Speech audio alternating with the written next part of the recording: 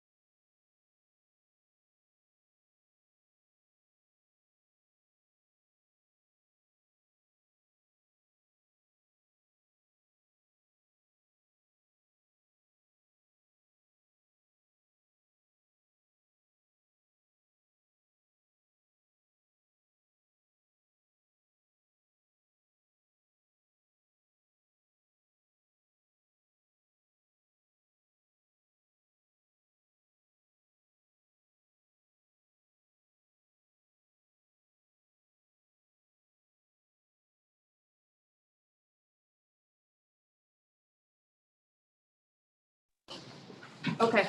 You got one in the waiting room too. Charlie's sitting in the far corner, Dave, so. Charlie, you got that one?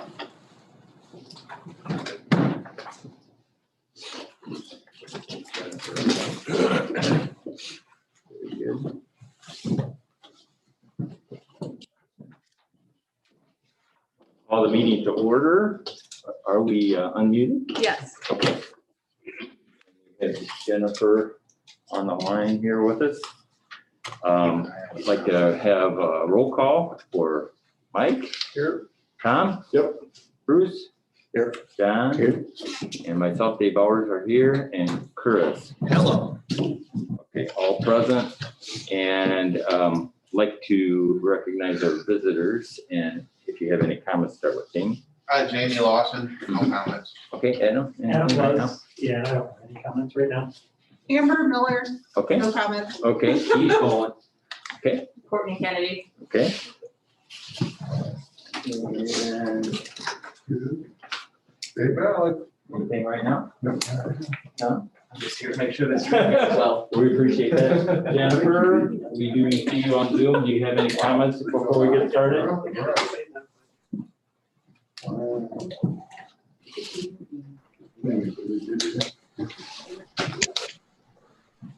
She's got nothing to say.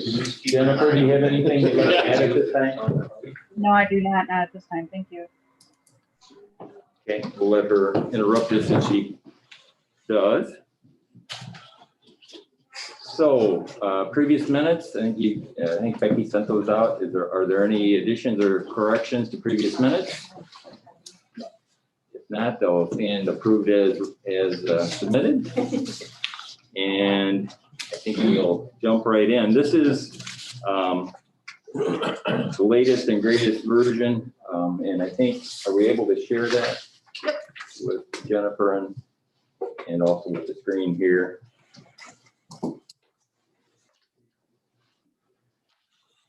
And what the highlights are kind of, it was getting hard to read with all the markups, so we just kind of highlighted the areas that are different.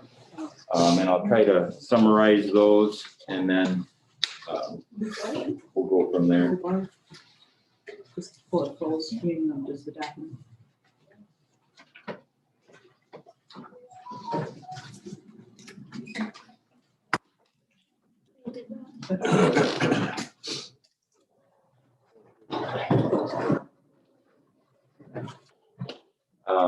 Yeah. There we go. So in this definition section, I think the top two, well, dwelling exclusion zone and the area, I mean setbacks, those two, what I would say is we need probably a more of a discussion on number two, the size of the exclusion zone. Right now, and I put it up here, this is, I'm not gonna get into this right now, but just this, right now, our current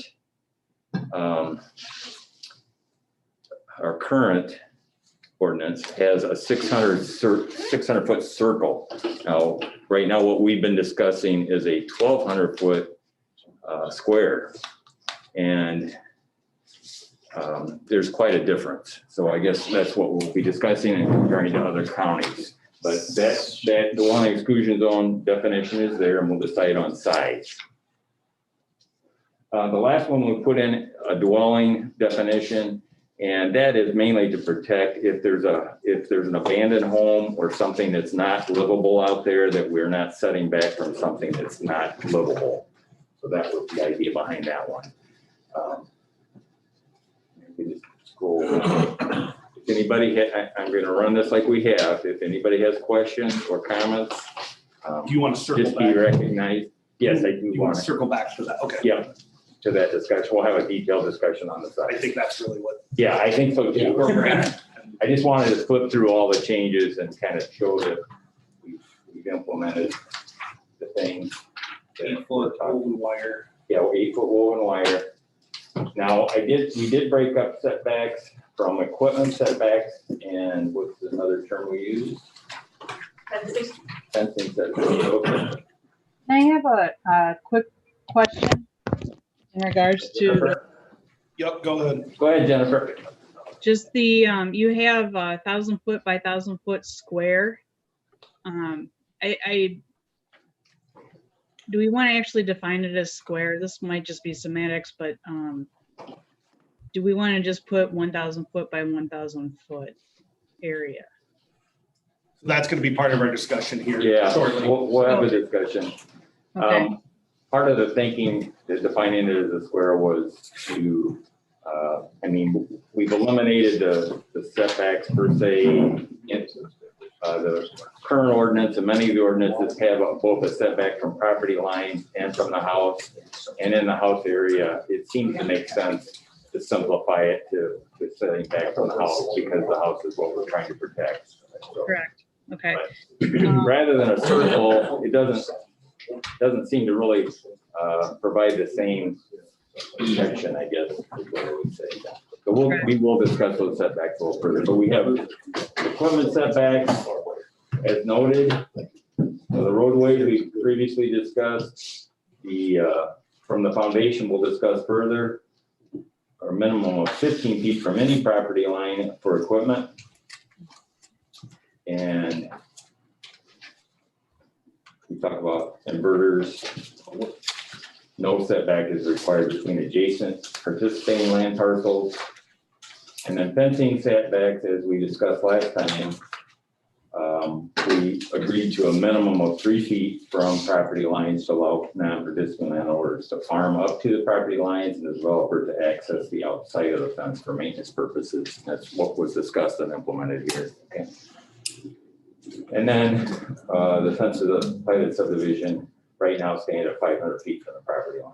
So I think it was a little clearer to put both equipment and fencing separately. I think all of this is skip over unless somebody has any question. The platted subdivision screening we discussed, and we need to get some verbiage in here, but the idea was instead of having each individual pin lot decide on, their screening and have it different between lot to lot, we decided that we would put verbiage in that would say the screening would be done for the subdivision in a, in the standard way, I guess is the way best to put it. So we have to put those words in there, but that's what we discussed. I don't think you want a mishmash with an organized subdivision. I don't think you want a mishmash of screening because it'll look poor. It won't look good.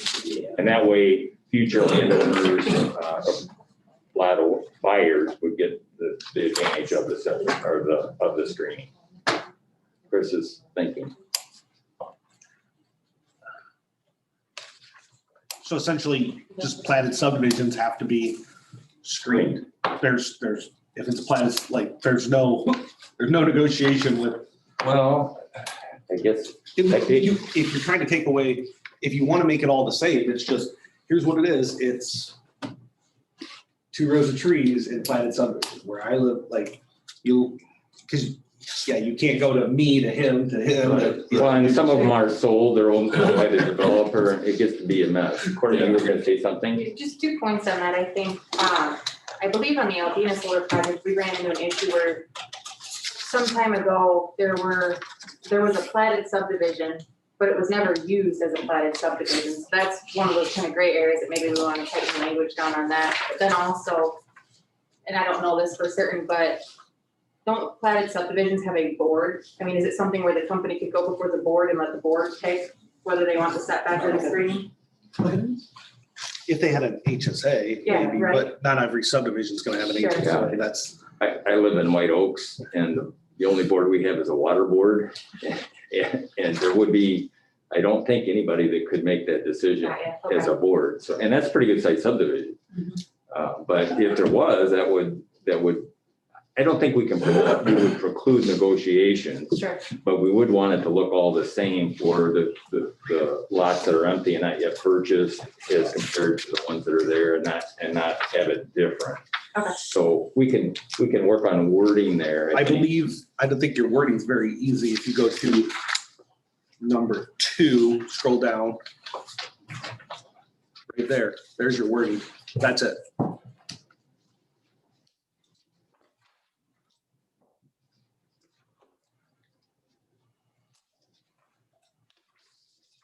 What's that now?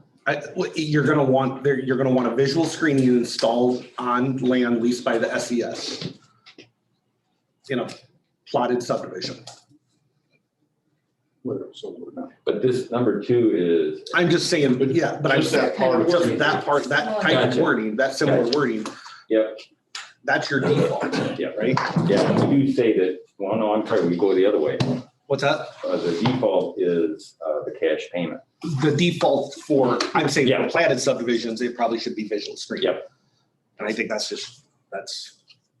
what it is. Yeah, I think it is what it is. I think otherwise, it's just not gonna look very good for years to come. I agree with you. Yeah, You guys agree with that? Don't want the checkerboard look. no. Right. So, and as we had in here, really the 2 options are for the SES to install it and install it on their site, just adjacent to the exclusion zone on their side of the fence, on the development side of the fence.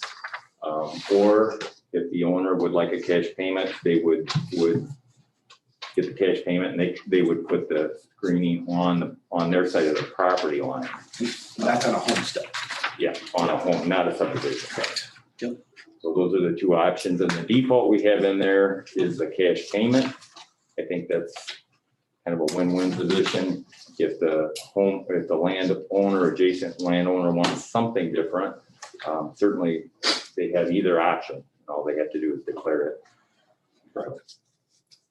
Any other questions or discussions on that? Okay. I think, yeah, we incorporated, Chris had the 8 feet, 4 years, incorporated that. Previous to that.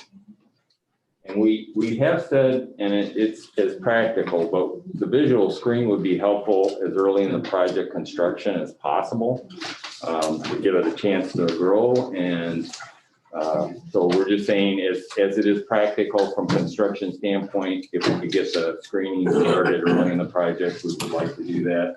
We know there can be some reasons maybe that's not possible, so we don't want to dictate it. Yeah. I'm sorry, could you back up just before that, standards for visual screening, that last paragraph? Visual screening, that one. Yep. Could you explain that paragraph a little bit better? Oh, sure. So if the topography, if you can't see it at all from the home, you wouldn't need it, and that's gonna be unusual. We're pretty flat here, so that's not gonna apply unless you have some pretty unusual topography of the ground. The other part is from the house, if you have a structure on the ground and you can't see the solar farm from the house, then it doesn't make sense to go around back of the barn or around back of the structure and have to do screening on that. So it would be just where it truly is needed is the intent of that wording. Can we add within that something that if there is existing trees that are considered visual screening are to remain? Well, I thought we were trying to take away any ambiguity with topography. Yeah, That was- I don't understand why I that thought we had talked paragraph is there. Well, I don't agree with that being inserted. Now it's subjective to, well, what's the angle? I mean, now we have to stand out from the home. Well, the barn's there, and so really we're gonna stop right here. And you really only need visual screening for this part, and the company's gonna be standing on your porch dictating that? Is that Still the has to idea? be, you have to come to an agreement, and I don't think they're gonna split the small stuff. I also think the zoning administrator would be able to weigh in because it requires the administrator to make a finding. So if the zoning administrator doesn't agree with the company's point of view, then that determination stands and the company's obligated to provide the screening. I mean, I wouldn't think you really want a set of screening behind structures.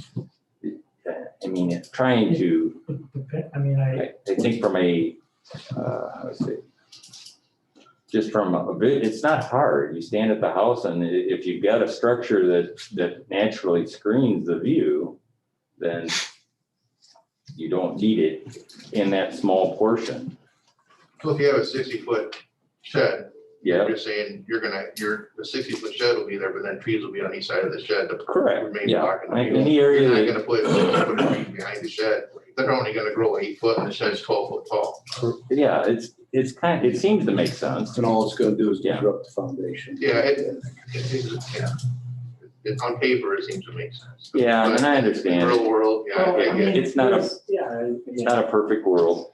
And I would Structures say, come and go. I mean, ancillary structures come and go, so view shed changes on the property. I don't know, I just don't understand why there's. And there again, the discretion of the zoning administrator, if you got an old shed that blocks view, but the old shed only maybe has a good life of 5 years, then I would say, you want that vegetative strip to get started, because that structure's gonna be gone before the solar array is gone. Based on this though, it wouldn't be installed potentially. So I think that's the actual So- thing with the zoning. Being the devil's advocate for a minute. Yep. This 60-foot shed that we're talking about, does that then negate the payment to the landowner of the vegetation cost?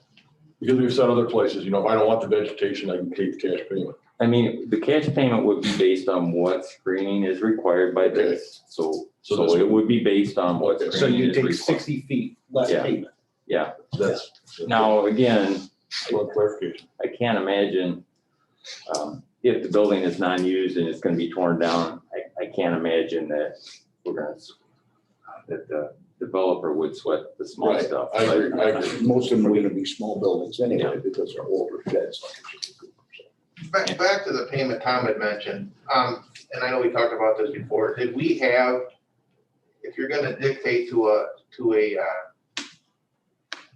subdivision that they all have to have the same trees, is there a 60-foot, is there a linear foot, what it's gonna cost? So if I have a 200 by 200 foot lot, am I gonna get offered 200 foot payment? And if someone has a 700 foot lot, I mean, have we figured out a cost, what that's gonna be? we did talk about this last time, the problem with, we talked about even putting it in there, what it would cost, but as we know, cost of trees, cost of labor, cost of everything changes. So literally, it's gonna be year by year, month by month. When they bring their petitions to the zoning, if they see that, hey, you got paid $100, but Adam got paid $10,000, they're gonna be like, oh, wait a minute, right? So they have to not only disclose that they came to an agreement with you guys, they have to disclose how much the agreement was, correct? To keep them in line. Yeah. Not- I not know from going after disclosing agreement, so I thought that was a. Yeah, we're not gonna disclose that. Yeah. No. No. That's what I'm saying, we have to have that, Everybody basically signs a non-disclosure agreement. yeah. Yeah. They're gonna, if there's gotta be a set, it's like bidding a project, when you bid a project, it's, you know, for 10 foot of trees, it's $1,000. So if you got 1,500 foot of, then that's what you're gonna get times 10. And there's gotta be a fee, whether, and that could be dictated when they apply for the application. You know, and I get trees go up and down, but you're talking in a 2-year period on a construction site like this. You guys know when you put something off for bid, you know what's gonna cost to have it done. So therefore, it's gotta be the same, it's gotta be the same offer to the landowner, Jamie, whether it's 200 foot or 1,000 foot. we're sensitive to the need that it's fair to everybody and equal. I don't think putting a dollar amount in an ordinance that's gonna be. No, I don't agree with having a dollar on the ordinance. Right. I'm just saying it needs to be fair. And Yeah. unfortunately, the system that's set up right now, there's no way to tell if it's fair. Because they're not disclosing what they're getting paid. Okay, Unless Tom comes and tells me, I got $10,000, what'd you get? Well, I only got 1,000. hold on. Can we look at that wording? Because I think we addressed that. Because we asked for where was it? Right here with the Illinois Registered Yeah. Landscape Architect and Zoning Administrator. No, in the vision, in the payment paragraph. Yeah. Okay, okay. And proof of payment shall be provided to the zoning administrator. Okay, this option shall be detailed in writing by the applicant, including a proposed design, a budgetary estimate for the design, installation, maintenance, and perpetuity, and removal of the visual screen as prepared by an Illinois registered landscape architect. So that's what we're hanging our hat on of making it equal. That it's not just the developer that's doing this, and it will be, I mean, we're talking about vegetative screening. The ordinance also allows for fencing screening. So it's not a one size fits all, but this will provide I think a independent party to give an estimate of what that is. We're not just depending on the developer to throw it out there by themselves. Comments? Dave. Mhm. In this screening process or buffer process or whatever it is, if they're gonna plant trees or they're gonna plant bushes, are they given the choice of what they wanna plant? Or is the company just going to say, here's what we're putting in, we're putting in 2 rows of trees at such and such a height and to gain such and such a height over a period of time? I'm gonna make this statement, whether anybody likes it or not. When you say, well, no, we're not gonna disclose that, a red flag comes up for me and says that they're trying to hide something. I might be old fashioned, but that's my point of view when something is stated that, well, we don't have to disclose that. What's so difficult about explaining the cost of the buffering? That's a pretty simple situation. You're gonna put in trees, period. No bushes, no flowers, no fancy grass. We're gonna put in trees. Trees can come from any place and generally be stated at the same price. What is there to hide by not disclosing what's going in? I think to Dave's point is, that's why we're going with a third-party architect, to have to specifically design that, Yeah, and to estimate the value of it. estimate the value, to make the recommendation. But if the landowner signed a non-disclosure agreement with the company, what does that third party have to do? If he's saying it's worth this, but they only paid him this, and Tom signed something that says he can't tell me what he got, what good does a third party administrator do? Or a third party opinion? And I think we're talking about 2 different things here. I think when we do the vegetative buffer, we have to disclose the cost. We have to do it through the architect and submit it to the zoning administrator. I think the comment that was made was that Amber was referencing if there's a private agreement between, let's say, a non-participating adjacent landowner, a separate agreement aside from this vegetative buffer, that the company would be in a position, both sides would sign the NDA, they wouldn't want to share that. Right. That, I think we're talking about two totally different things. Okay.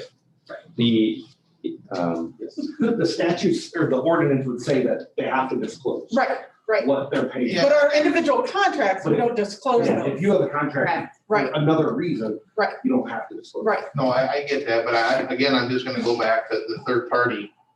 And maybe I'm just missing something, and I deal with, my line of work. It's like prevailing wage. You have a wage there that they have to go by, and everybody should be, compensated fairly. So there's gotta be a dollar amount. Now, I get it, there's two different type of trees, if there's blue spruce or white pines or whatever, but there's gotta be, whether it's a per tree or per foot, there's gotta be a set standard that everybody is paid. But that's not going in an ordinance. That's why we have. I understand, but we're That's why we have just the talking about- architect involved in providing the design and what it's worth. So that 10 years from now, you're still getting what it's worth, not what it was in 2021. Yes. So it needs to state something along the lines that reimbursement would be fair and just in accordance with current Market value or. value. And I think that's what it says. Well, yeah, I would think so. Amber, you- Okay, so when we propose the project, there will be certain number of, let me just explain how this works when I put a budget. When we propose the project, we will have a certain number of properties that will require screening, okay? Our budget will be prepared based on our engineering estimates of so many linear feet of trees, how many trees will fit in that buffer zone. Then that plan will be given to the architect, landscape architect, whatever, to verify that information. So many trees per foot, all that kind of stuff. Types of trees we typically use an evergreen in the back and a wider tree in the front. So it sort of fills out. And then that would be passed along. So you have two different trees, two different types of trees. And then that would be verified. The price would be verified at that time. We typically bid those closer to construction. So the price that is prepared when we go in for the CUP, maybe 2 years from when it's actually done in construction. So the price difference is, and we would pay it at construction. And that's what the ordinance said. When we pull the building. That's fair. So that's typically how it works. Okay. Thank you. So are you saying this one-time payment shall be paid prior to the issuance of any building permit should not be in there? No, it No, it isn't. should be. It should be in there. I'm saying that's exactly how it works. Okay, all right. And then, what if the building permit's not issued? Does the owner have to pay it back? Well, they'll never pay it. They're gonna, Yeah. if they never do the zoning permit or building permit, they'll never make the one-time payment. If they go and make if it gets passed, but they decide not to proceed with the project, there's no reason to pay non-participating landowners. Right. For something that's never gonna happen. Right. But The it says building permit this is for the whole project. But they said that it would be paid prior. That's what it says. This When we one-time s- when we payment shall say be paid prior. When we say prior, we're talking like 30 days before. 30 days. Gotcha. Yeah. So the idea is to make sure that we have this worked out before we issue a permit Right. Okay. and get everybody paid for that so that everybody's whole. Right. And it has, by tagging it to the permit, there's some teeth in it. There's a deadline. Yeah. We also said that essentially that agreement, screening memorandum of understanding is what we're calling it, essentially between the non-participant and the developer.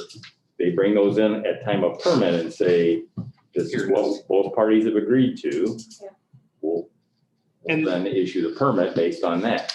And the reason for that is if the house gets sold, something like that, then we've got a tracking record for that specific pin. Yep. And just to give you an idea of timing, I've got a project right now in Wisconsin, was approved for CUP last March. We are gonna be pulling a construction permit in June. We are right now doing this very same thing with the adjacent property owners. We are finalizing the adjacent landowner payments for the screening, because that's what they opted in for. Okay. So, And I think that's a good option for participants if they would like to own that at the end of the Right. project. and they all do, that's what they wanted. Yeah, I think it's a good option. And we're trying to make sure it's a fair payment. Well, I by guess getting- that's my whole point of even bringing it up, because I've heard rumor through this last one that certain landowners were provided more setbacks than other. So I just want to make sure that if people are getting paid for trees, it's kind of like, that's why we have prevailing wage laws, is that it's equal and fair for everybody. Because it's not fair if Chris gets, like we said, 10,000 and I get 5,000. It should be per foot. And if there is a reason why Chris got 10,000, it's because he has more footage than I do, I feel. I mean, there's got to be a set standard on how they get paid to justify. And all that's written in here, like. The standards there, just not the down. That's what I'm That's good. concerned about. Yeah, thank you. But if you're direction there, I see y'all all hire the same lawyer, and they know what's going on. And there goes your case. You're making- Person's gone already. I'll see myself out.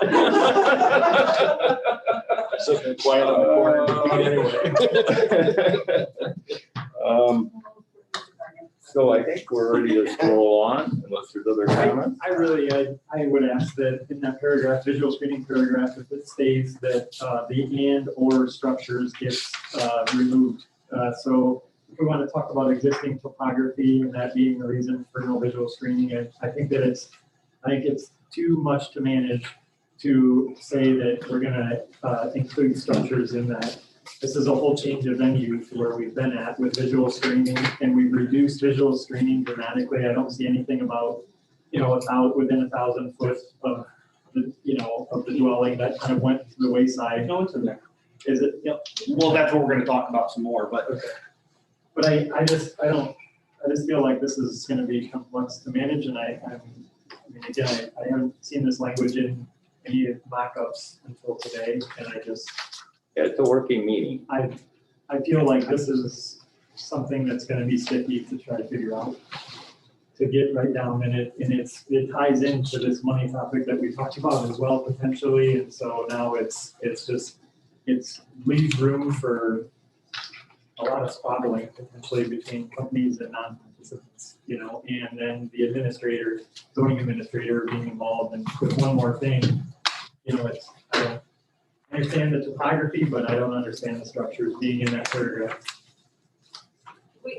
From the company's perspective, just from a developer standpoint, we would respectfully want that included in there because the burden is still on the applicant to reach a deal or to reach a resolution of that. You have to keep it with the zoning administrator being able to weigh in.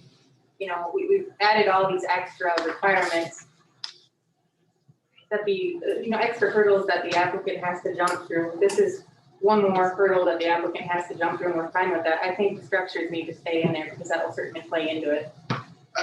I guess I'm just thinking as both you guys are talking, going back to the subdivision again, and you mentioned, you don't want to see two different types of trees because that's not good to look at. Well, we're talking about projects that aren't, I guess it's a matter of opinion, but it's my opinion, they're not good to look at, period.